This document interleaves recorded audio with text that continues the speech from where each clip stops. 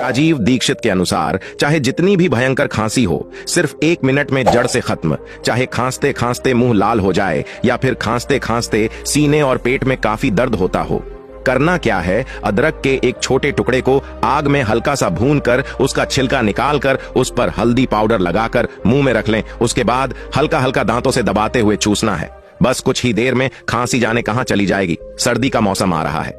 सभी दोस्तों को वीडियो तुरंत शेयर करें। रोज ऐसे ही वीडियो के लिए पेज को फॉलो करें।